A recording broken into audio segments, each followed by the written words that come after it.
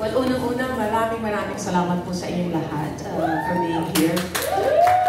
Just like what I said last time sa ating press ko noon, I just really want to express my gratitude to each one of you because all throughout these years, whenever I do a press con like this, lagi po kayong umaattend to, you know, to help whatever show that I'm going to be doing, and until now, ngayon, nandito pa rin po kayo to support and to, you know, of course, to spread the word that we are going to have a concert. So today, again, we just wanted to let you know that I am very grateful. All of us here are really grateful to all of you for being here, and hindi po kayo nawawala sa mga ganitong mga pagkakataon. So thank you so much.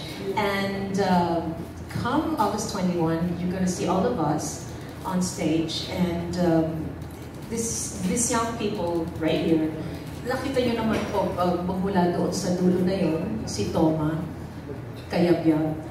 Matagal din po ako, marami po akong mga ginawang mga shows, mga events, na ang kasama ko po ay si Mr. Ryan Cayabyab, ang ating national artist for music. Ngayon po, ang kasama ko na po yung anak.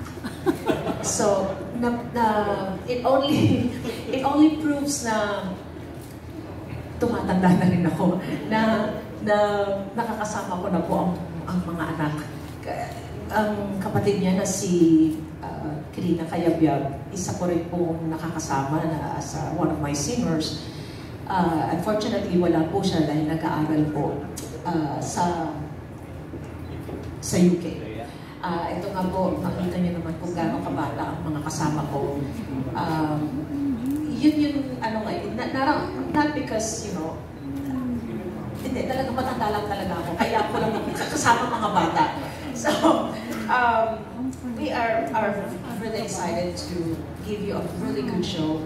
And just like kung ano po yung pagka-explain kanina ni attorney, na this is not just a concert, it is a concert of love, a concert of resilience, a concert of proving one's love for life.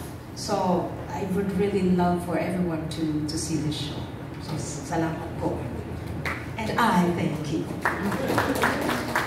Ayan, sentry naman natin si Paolo. Kasi tinignan ko yung pants ni Ray. Yung naka-blue si Miguel, yung naka-gray na pants na jeans si Paolo. So, a few words from Paolo and Miguel. And then after that, Director, very short time before we give the first question to MJ Felipe. Hello po. Ano lang, just very, teka, tayo na lang.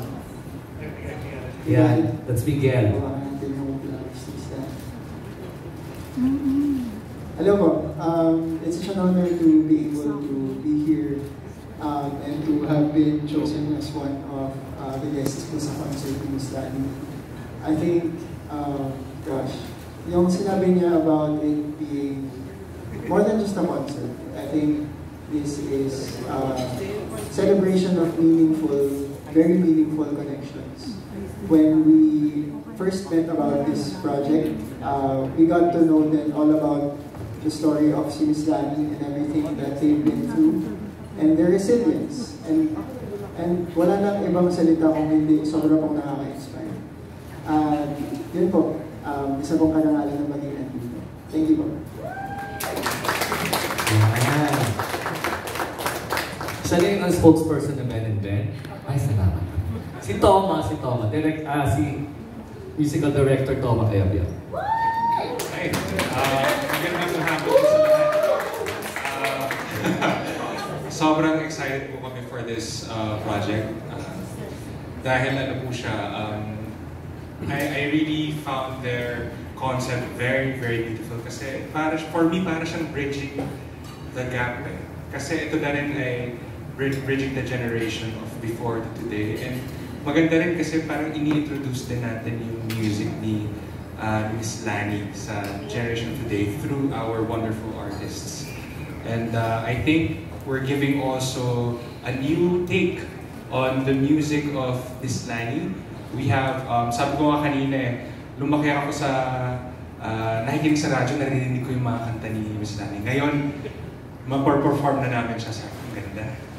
To be able to perform Miss Lani's music from radio to now. And to put it in a different light, in orchestral form with the Manila Symphony Orchestra, intertwined with our artists here today. And you will hear her originals as is, pero some originals as well in a new light. So very exciting, and we're really looking forward to sharing the music with you on August 21. Maraming salamat po. Perfect! Ayan.